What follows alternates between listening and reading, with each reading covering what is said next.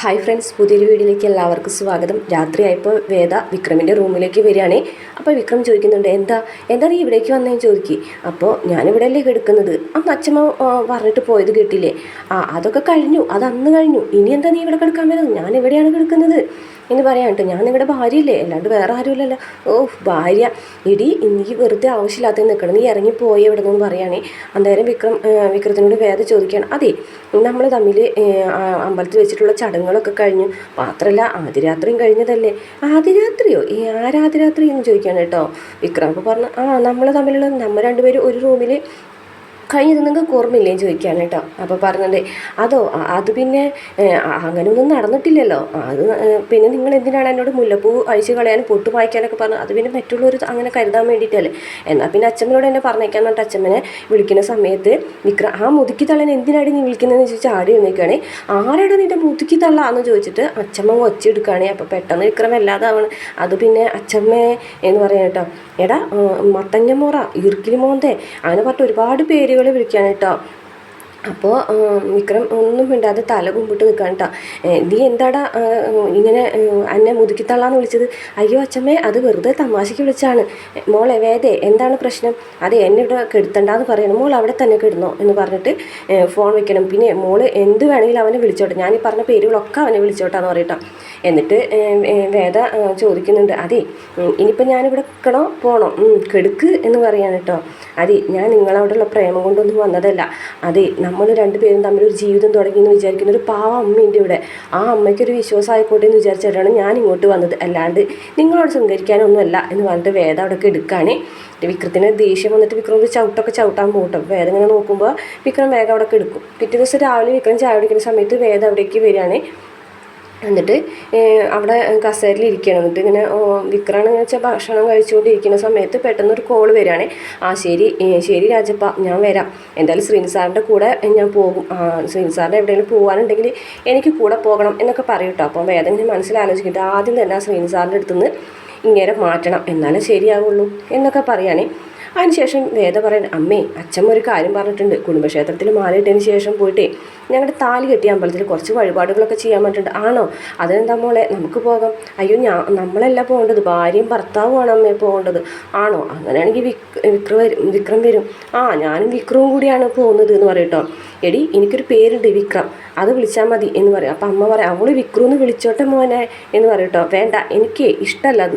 ശരി, ഞാനത് വിളിക്കുന്നില്ല, പക്ഷേ അമ്പലത്തിൽ വരണം എന്ന് പറയുകയാണേ. അന്നേരം വിക്രം പറയും, നിൻ്റെ കൂടെ അമ്പലത്തിൽ വരാനോ? അപ്പോൾ അമ്പലത്തിൽ വരാൻ അച്ഛമ്മ പറഞ്ഞിട്ടുണ്ട്. ആ തള്ളനോട് പണി നോക്കാൻ പറയും. അപ്പോൾ അമ്മ പറയും, തള്ളേ നീ എന്താണ് അച്ഛമ്മനെ വിളിക്കുന്നത്? എന്നാൽ ശരി, 70 വയസ്സായ ആ യുവതിനോട് പോയി പണി നോക്കാൻ പറയും. ഇനിയുള്ള ഇങ്ങനെയുള്ള കാര്യങ്ങളൊന്നും പറഞ്ഞ് എൻ്റെ അടുത്തേക്ക് വരണ്ട എന്ന് പറഞ്ഞിട്ടോ. അപ്പോൾ വേദ പറയുന്നുണ്ട്, അതെ എന്തായാലും ഞാൻ പോകാൻ തീരുമാനിച്ചു. വിക്രം എൻ്റെ കൂടെ വരേ വേണം, അല്ലെങ്കിൽ ഞാൻ അച്ഛമ്മനെ വിളിച്ച് പറയും എന്ന് പറയുകയാണേ. അപ്പോൾ അമ്മ പറയുന്നുണ്ട്, അതെ നീ എന്തായാലും വേദമോളുടെ കൂടെ പോകണം. എന്തായാലും നിങ്ങളുടെ കല്യാണമൊക്കെ കഴിഞ്ഞ് ഫസ്റ്റ് നൈറ്റൊക്കെ കഴിഞ്ഞതല്ലേ, നിൻ്റെ ഭാര്യയില്ലേ, ഭാര്യയുടെ ആഗ്രഹങ്ങൾ സാധിച്ചു കൊടുക്കണ്ടേ എന്നൊക്കെ പറയും. അപ്പോൾ വേദ പറയും, ഇനിയിപ്പോൾ അങ്ങനെയൊന്നും നടന്നിട്ടില്ല എന്ന് വരെ പറഞ്ഞേക്കും അമ്മേച്ചല്ലേ ഇപ്പോൾ എന്ന് പറഞ്ഞിട്ട് വേദം ഇങ്ങനെ കരയണത് പോലെയൊക്കെ അഭിനയിക്കുകയാണ്. അപ്പോൾ കമലാമ്മയ്ക്ക് വിഷമമാണ്. അപ്പോൾ കമലാമ്മ പറയും, അതെ നീ വേറൊന്നും പറയാൻ നിൽക്കണ്ട, വേദയുടെ കൂടെ പോകുക എന്നെ വേണം, അല്ലെങ്കിൽ നീ എന്നോട് മിണ്ടണ്ടെന്ന് പറയും കേട്ടോ. വിക്രം ദേഷ്യത്തോടുകൂടി എഴുന്നേറ്റ് പോകുകയും അതിനുശേഷം വേദം ഒരുങ്ങി വരികയാണ് കേട്ടോ. സെറ്റ് സാരിയൊക്കെ കൊടുത്തിട്ട് സെറ്റ് മുണ്ടൊക്കെ കൊടുത്തിട്ട് സുന്ദരിയായി വരുന്ന കാണുമ്പോൾ വായയിൽ വെള്ളം ഒഴുകണ പോലെ വിക്രം ഇങ്ങനെ വേദയുടെ സൗന്ദര്യം നോക്കി നിൽക്കുന്നുണ്ട്. അപ്പോൾ വേദം ഇങ്ങനെ കണ്ടുകൊണ്ട് ചോദിക്കട്ടെ. അപ്പോഴേക്കും വേദ അങ്ങനെ ചോദിക്കുന്നത് കാണുമ്പോൾ തന്നെ വിക്രം കുമ്പിടും. അതിന് ശേഷം പിന്നീട് വണ്ടിയിൽ ചെന്നിരിക്കുമ്പോൾ വേദ ഒന്ന് മുട്ടുമ്പോൾ വിക്രം പറയും, അതെ ദേഹത്തെ മുട്ടിയൊന്നും പോകണ്ട കേട്ടോ, കുറച്ച് ഡിസ്റ്റൻസ് ഇട്ട് പോയാൽ മതി എന്ന് വിക്രം പറയും കേട്ടോ. വേദമല്ല വിക്രം പറയും. അപ്പോൾ വേദ പറയും, അതെ ഇപ്പം തന്നെ ഞാൻ സാരി സെറ്റ് കൊണ്ട് കൊടുത്ത് വന്നപ്പോഴേ വായ പൊളിച്ച് നോക്കി നിൽക്കുന്നുണ്ടായിരുന്നല്ലോ, അത് പിന്നെ എൻ്റെ അച്ഛൻ്റെ തോട്ടത്തിൽ വെക്കാൻ പറ്റിയൊരു കോലം വരുന്നുണ്ടല്ലോ എന്ന് വിചാരിച്ച് നോക്കിയത്. ആണോ എന്ന് പറഞ്ഞിട്ടോ. ശരി അമ്മേ, ഞങ്ങൾ പോയിട്ട് വരാമെന്ന് പറഞ്ഞിട്ട് രണ്ടുപേരും പോകുകയാണ്. എന്നിട്ട് പതുക്കനെയാണ് കേട്ടോ വിക്രം പോകുന്നത്. അപ്പോൾ ചോദിക്കുന്നുണ്ടേ, അതെ എന്തെത്ര പതുക്കനെ പോകുന്നത്, എത്രയും സ്പീഡിൽ പോവുകയാണെന്നുണ്ടെങ്കിൽ എനിക്ക് നടന്നു പോയാൽ പോരെയായിരുന്നു എന്ന് ചോദിക്കും കേട്ടോ. അതെ, സ്പീഡിൽ പോവാത്തത് വേറെ ഒന്നും കൊണ്ടല്ല, വല്ല ഗട്ടറിലും വീണിട്ടുണ്ടെങ്കിൽ നീ പറയും നിന്നെ മുട്ടാൻ വേണ്ടിയിട്ടാണ് ഞാൻ ഗട്ടറിൽ കൊണ്ടുവന്നിട്ടേന്ന്, ഇതാകുമ്പോൾ കുഴപ്പമില്ലല്ലോ എന്ന് പറയുന്നുണ്ട് കേട്ടോ. അപ്പോൾ വേദ പറയും, അല്ല സ്പീഡ് കുറവിൽ പോകുകയാണെന്നുണ്ടെങ്കിൽ എന്നെ കൊണ്ട് ഒരുപാട് ദൂരം യാത്ര ചെയ്യാൻ വേണ്ടിയിട്ടാണ് പോണേന്ന് എനിക്ക് വിചാരിച്ചൂടെ എന്ന് ചോദിക്കും. അയ്യടി, നിന്നെയും കൊണ്ട് ഒരുപാട് യാത്ര ചെയ്യാനോ, എൻ്റെ ബാക്കിലൊരു ചെളിയുണ്ട്, ഒരു കൊട്ടയിൽ ചെളി, ആ ചെളി കൊണ്ടുപോകുന്ന പോലെ എനിക്കിപ്പോൾ തോന്നുന്നത്. അപ്പം ഞാൻ ചെളിയാണെന്നല്ലേ എന്ന് പറയും കേട്ടോ. പെട്ടെന്ന് രാധനെ കാണുന്നത്. രാധനെ കണ്ട വഴിക്ക് വേദ വിക്രമിന് തോളിൽ കൈ വെക്കുകയാണ്. വിക്രം പതുക്കനെ പറഞ്ഞു, തോളിൽ കൈ എടുക്കടി എന്ന് പറയുന്നുണ്ട്. പക്ഷേ രാധയ്ക്കാണെന്നുണ്ടെങ്കിൽ ഒരു കാഴ്ച കണ്ടിട്ട് കണ്ണൊക്കെ നിറയാണ്. അതിന് ശേഷം പിന്നീട് കാണിക്കുന്നത് സാബു എസ് ഐ ആൾക്കാരൊക്കെ പിടിച്ചു കണ്ടിട്ട് ഇങ്ങനെ ലൈസൻസൊക്കെ നോക്കുകയാണ്.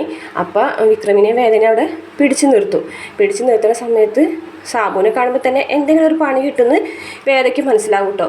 ആ സമയത്ത് വേദ ഇങ്ങനെ വിക്രമിൻ്റെ പിന്നിൽ കൂടെ ചെന്ന് നോക്കുന്നുണ്ട്. ഹെൽമെറ്റ് വെച്ചിട്ടില്ലേടാ, ഹെൽമെറ്റ് വയ്ക്കാണ്ടാണോ നടക്കുന്നതെന്ന് ചോദിക്കുമ്പോൾ ഞങ്ങൾ അമ്പലത്തിൽ പോകണം, നീ അമ്പലത്തിലോ പള്ളിയിലോ എവിടെ വേണമെങ്കിലും പോക്കോ, പക്ഷേ ഹെൽമെറ്റ് വയ്ക്കണം. ബുക്കും പേപ്പറൊക്കെ എടുക്കാൻ പറയട്ടോ. അപ്പം ബുക്കും പേപ്പറും കൊടുക്കും. ഇൻഷുറൻസിൻ്റെ കാലാവധി കഴിഞ്ഞല്ലോ, ഫൈൻ അടച്ചോളൂ സാറേ. ഫൈൻ അടയ്ക്കാനോ? ബാക്കിയുള്ള ഡോക്യുമെൻറ്റ്സ് ഒക്കെ ഉണ്ടല്ലോ, ബാക്കിയുള്ള ഡോക്യുമെൻറ്റ്സ് അതൊക്കെ എവിടെ എന്ന് ചോദിക്കുകയാണേ. അതല്ല സാറിൻ്റെ കയ്യിലിരിക്കുന്നത്, എൻ്റെ കയ്യിൽ എവിടെയെന്ന് ചോദിച്ചിങ്ങാണ്ട് ഒരു ലെറ്റർ എടുക്കുകയാണ്. ലെറ്റർ എടുത്തതിന് ശേഷം അതങ്ങ് കത്തിക്കുകയാണ്. പക്ഷേ ഈ സമയത്ത് വേദ ഒരു പണി ഒപ്പിച്ചിട്ടുണ്ടായിരുന്നു. കാരണം വേദ സോഷ്യൽ മീഡിയയിൽ ലൈവ് ഇട്ടിട്ടുണ്ടായിരുന്നു. ഈ ഒരു കാര്യം സാബു എസ് ഐ എന്തെങ്കിലും ഒപ്പിക്കുന്നറിയാം, അതുകൊണ്ട് വേദ അങ്ങനെ ചെയ്തത്. അന്നേരം പോലീസുകാരൻ പറയുന്നത്, നിന്റെ ഭാര്യ ഇപ്പോൾ പോയി പൂർവ്വകാമുകനെ വിളിച്ച് വെറുതെ മര്യാദയ്ക്ക് സംസാരിച്ചോളണം എന്ന് പറയും. അയ്യോ, ഞാൻ കുട്ടിനോടൊന്നും പറയില്ല, ഒന്നില്ലെങ്കിൽ ജഡ്ജി അദ്ദേഹത്തിൻ്റെ മോളല്ലേ, ഇവനെ അങ്ങനെയല്ലല്ലോ എന്ന് പറയും. എടാ, ഇവളെയും കൊണ്ട് നടക്കുന്നുണ്ടല്ലോ, വണ്ടി കൊണ്ട് നടക്കുന്നത് പോലെ തന്നെയുണ്ട്, ഡോക്യുമെൻറ്റ്സ് ഒന്നും ഇല്ലാണ്ടാണല്ലോ ഇവളെയും കൊണ്ട് നടക്കുന്നത്. ഒരു ഹോട്ടലിൽ നിന്ന് റെയ്ഡ് ചെയ്താലേ ഇവിടെ നീ എന്തെന്ന് പറഞ്ഞിട്ട് പരിചയപ്പെടുത്തും, വെപ്പാട്ടിന്നോ കീപ്പെന്നോ എന്നൊക്കെ പറയും കേട്ടോ. പെട്ടെന്ന് അത് കേട്ടോട് കൂടിയിട്ട് സാബു എസ് ഐൻ്റെ കഴുത്തിന് കയറി പിടിച്ച് ഞെക്കുകയാണ് കേട്ടോ. വിടുന്നില്ല, പലരും പിടിച്ച് മാറ്റിയിട്ടും വിടുന്നില്ല. വേദന പറഞ്ഞത് കേട്ട് നിൽക്കാനായിട്ട് വിക്രത്തിന് കഴിഞ്ഞില്ല. വിക്രം വേഗം തന്നെ സാബുവിനെ പിടിച്ച് താഴത്തേക്ക് ഇടാനായിട്ട് വേദനോട്, വേദ നീ വീട്ടിലേക്ക് പൊക്കോ, ഇത് എനിക്കുള്ളൊരു കെണിയാണ്, വേഗം പോ വീട്ടിലേക്ക് എന്ന് പറയുന്നുണ്ട്. പക്ഷെ വേദ പോകുന്നൊന്നുമില്ല. എടാ, ഡ്യൂട്ടിയിലിരിക്കുന്ന ഒരു പോലീസുകാരനെ നീ തല്ലാൻ നോക്കിയല്ലേ, ഇനി എന്തായാലും നിന്നെ ഞാൻ വെറുതെ വിടാൻ വിചാരിച്ചിട്ടില്ല. അതെ, പോയിട്ട് വക്കീലിനെയും കൂട്ടി വായു മോള് പോയിട്ട് ഞാൻ ഇവന് ഒന്ന് കാണട്ടെ, ഇവന് കുറച്ച് പണി കൊടുക്കാനെന്ന് പറഞ്ഞിട്ട് വിക്രത്തിന് സ്റ്റേഷനിൽ കൊണ്ടുവന്നിട്ട് ഇങ്ങനെ കമഴ്ത്തിക്ക് എടുത്തിരിക്കുകയാണ്. കാലൊക്കെ മുകളിലേക്ക് പൊക്കി കെട്ടി വെച്ചിട്ടുണ്ട്.